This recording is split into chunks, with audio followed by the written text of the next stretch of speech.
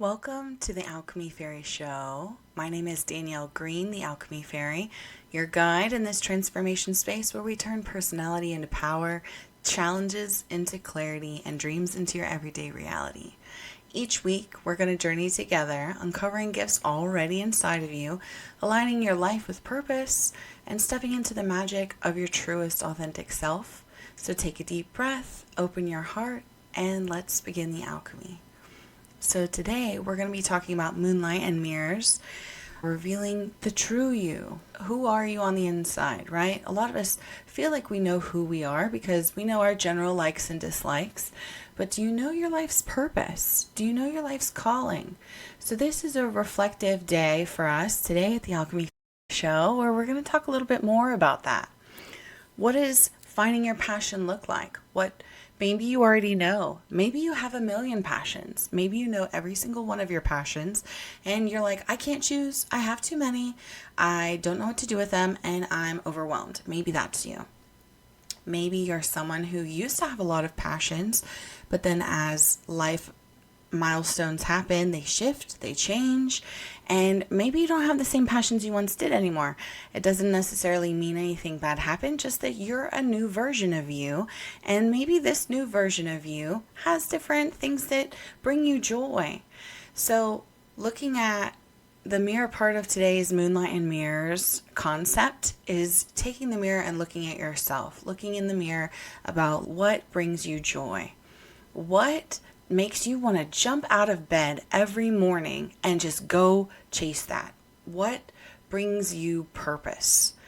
What brings you fulfillment? What brings the people around you like a richer experience of being with you because you're so excited, because you're so enthusiastic? What can bring you your mojo back, right? And what's another way of thinking about an approach to life where maybe you have 2 or 3 passions, but you're like, oh, I don't know what I want to do with them, or oh, maybe you're already pursuing them as a form of hobby. That's wonderful. Maybe you could share your hobby with others. Maybe you could teach your hobby to someone else. Maybe you could volunteer and share your hobby with someone else. Maybe you just want to do it solo and you want to be the best you can, or you want to just do it and have the headspace freeing up as you're doing the hobby. Reminds me of children are often given coloring books, right? But now they have adult coloring books. I don't know if you know that. So the adult coloring books, sometimes the design and the patterning can be a little more intensive, a little more intricate and detail focused.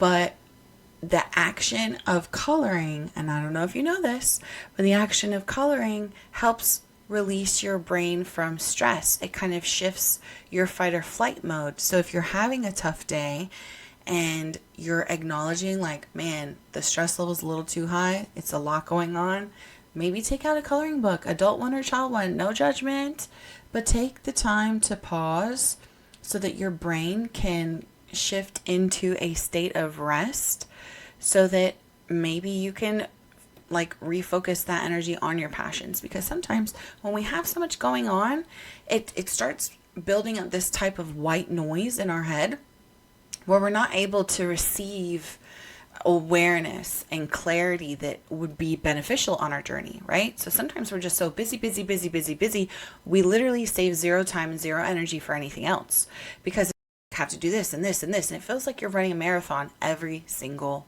day. That's very intense, right? So sometimes finding your joy is kind of, you have to get out of your way first. Some of us, we have so many that we care for or so many passions that we're pursuing, but you have to find the balance. You have to find the harmony within yourself about chasing your passions and finding your joy, but then also rest and rejuvenation and sustaining an income, right?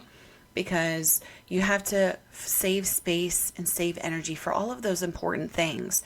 Because what good is joy if you don't know where your next meal is? What good is joy if you don't have a roof over your head? You know what I mean? That would be great in a perfect world. I'm sure, there's many who would be like, yes, that's the ultimate goal, right? But not me. So that's not what I'm saying. So what I'm saying is free up your headspace in order to, when you encounter something that you're passionate about, You feel it. You let it soak into your heart, soak into your energy. So where you're like, wow, this was so amazing, so fun. I felt freer. I felt lighter. I felt more engaged. I felt more creative. Whatever feeling, passion, like however it resonates in your body, I feel like we all receive it a little bit differently. For me, I know I'm passionate about something if I kind of get a bit of a fixation on it, to be truthful. If I start fixating on something and I'm like, wow, I really want to do this all the time, every day. I want to do it like constantly. I want to do it tomorrow. I want to do it the next day. I want to do it next week. I want to show my friends. I want to show my family. I want to share this with them. When I get this passion to like share with someone, share with people, and just kind of like share my joy, because in the tribe that I have around me, we share our joys. We don't just share our sorrow or our pains. We share our passions and joy too, because maybe they know something that I didn't know or haven't heard about, you know? So, like for example, there's Groupon. I don't know if you guys know about Groupon, but it's like discounted activity and sales and service sort of website. And so it's an American run company to my knowledge. And so anyways, it's very beneficial because there's a lot of things you can do. So I chase my creative joy on Groupon because they have a stained glass making class near us, or a few different satellite options nearby locally. And so the idea is something I've never done before, but it sounds amazing, and I love creating, and I love the idea of bringing a heat element into the glass, like mosaic tiles, and creating something new. They have tons of different little, what are they called? Like prefabricated concepts, ideas, constructs, you know, like templates. Yeah, templates is the word. So they have different templates.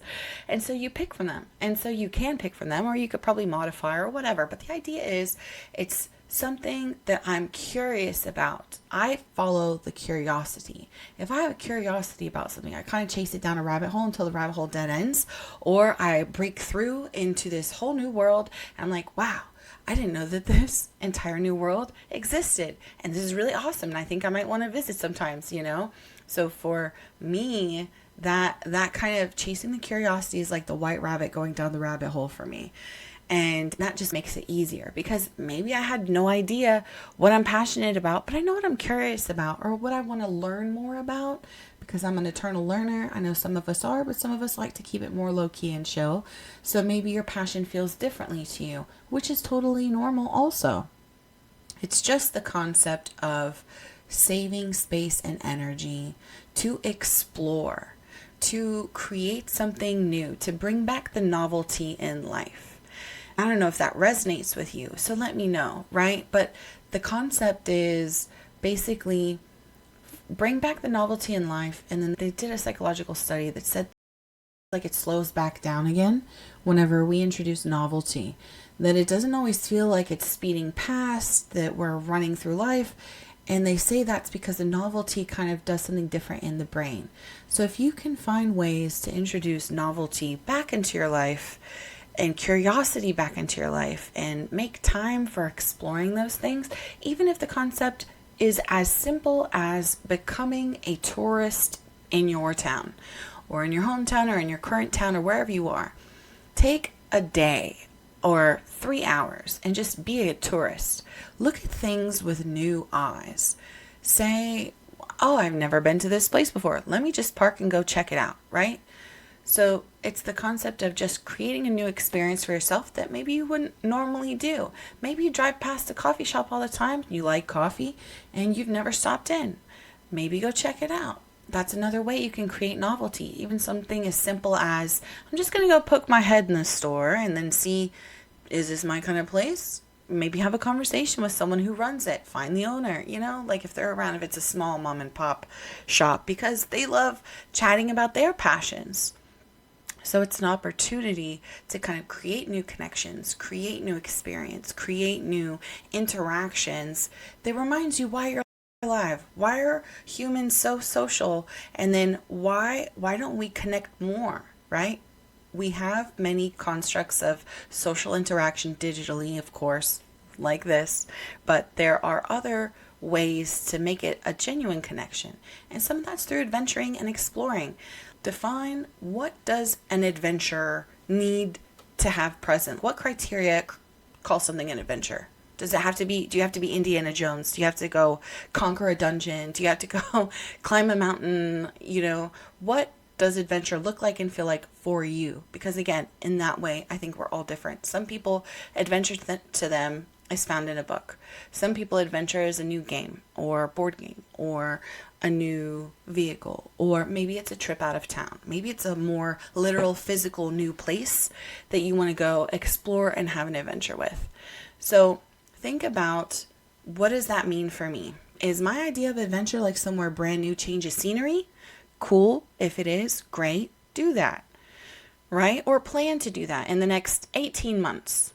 Set up an adventure, even if it's a road trip. Even if you say my budget's, I don't know, a couple $100. Set up some time to create novelty. It doesn't have to be immediate. It doesn't have to be daily, but it's something to bring back the spark of curiosity and passion and whatever that looks like for you.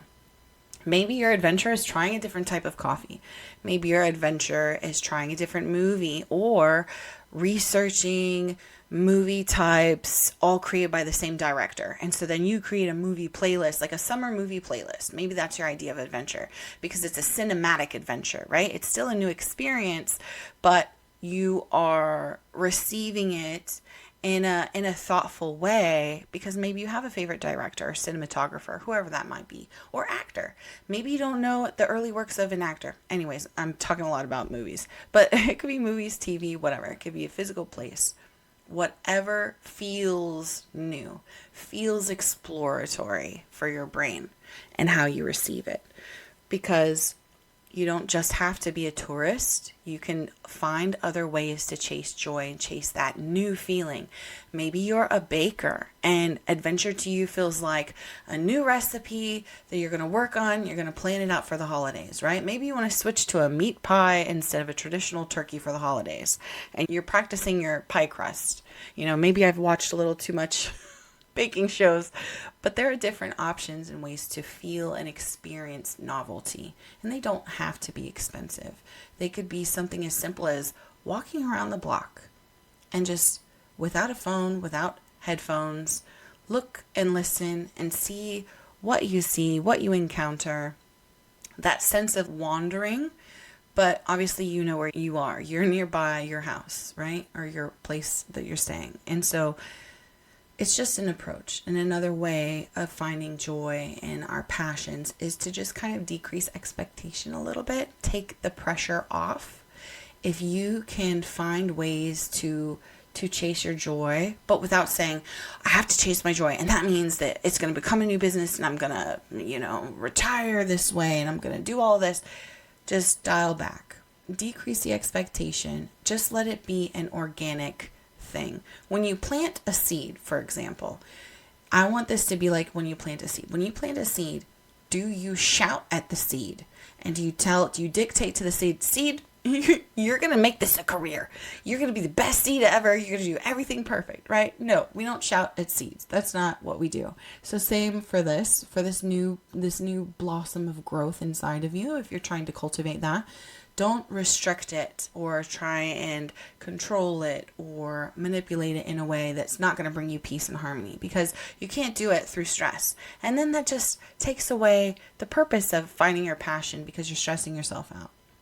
So that might resonate with some of you, just to take the pressure off. Okay? You may agree with that, you may not agree with that, but that would be the approach, because you want something. It's like a little, like trying to start a fire. I'm stuck in the metaphors, guys, but like if you're trying to start a fire, you don't have a big gust of wind to feed the flame. You're like little gentle puffs of air to slowly be gentle with the delicate new thing, right? The new flame, the new growth, the new prospect. So you want to take your time with it. And so then that way, if you like it, great. Pursue it. Find ways, find people who love it. Talk to them about it. If you have a passion that's new, I find one of the best ways to continue pursuing the passion is find other people who like it. There are apps for that where you can chat about your gardening project, or if you're a hiker and you're looking for new trails, there are trail apps, there are community meetup apps where you can find other people who enjoy that. And then you have shared joy with a group of other humans, you know? And if the human thing, you need a break from it, then don't do it. But if you do and you want to find that interaction, I find that to be a good use of energy and time, because you can learn tons of stuff from those people who already share that passion. And maybe they've shared it for 5 years or 5 months or 5 minutes, who knows? But it's a way to connect on an experience. It increases the novelty. It increases the ability that we have to find joy in it, right?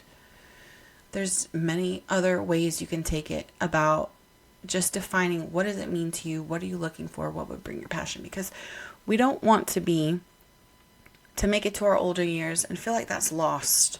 Like that was a concept for young people, or that was a concept for a certain decade of life. You don't want to feel like just because you're surviving and thriving in life that you don't deserve adventure or joy or passion anymore. That's not a concept I would recommend supporting. You're still alive. You're still fully capable, or even partially capable, but it's the concept of you deserve to have a balanced, fulfilled life. And the first place we have to start is within ourselves and say, what do I like? What feels fun? And sometimes in adulthood, we have to plan our fun. As much as you might plan play dates for family or friends, or with the pets if you have fur babies, you also have to plan fun, I see as we age, like for yourself. Like we deserve fun days too, right? We deserve those fun bursts of moment. And sometimes it does take planning because life is busy, but you deserve it. You're worth it. Okay. There are ways you can still fit it in. It doesn't all have to be spontaneous, because sometimes when people depend on you, spontaneity is a little tough, right? Everyone gets busy. Everybody has a lot going on. So I hope you take the time to find out, what are you curious about? Chase the white rabbit if that's your thing. An exploratory excitement, like childlike enthusiasm way of pursuing joy. Natural joy, things that just organically bring you happiness. Because I strongly feel that when you have joy, happiness is very nearby. You're in the same areas where happiness can grow. And if you can find ways to cultivate the harmony and the balance of your joy and your passion, then happiness is very attainable. And you can choose it because it's right next to you, next to joy. I feel like without joy, without the ability to have peace inside of ourselves, it does make it a lot harder to feel happy, to feel that rejuvenation moment of discovery, of self-discovery or learning discovery. And chasing those passions is a really great way. And it can feel a little bit scary, but the bravery is definitely worth it. You know, if you can take the time to just set aside planning for you, for what your needs are, the joy is worth it every time. So thank you for joining me today. Thank you for wandering through the magic with me on the Alchemy Fairy Show. If anything stirred your soul or sparked a new thought, please share it with someone who needs a little bit of the light. You are more powerful than you know. Your magic is real. Never forget that. And until next time, stay aligned, stay enchanted, and keep living your alchemy. Thanks.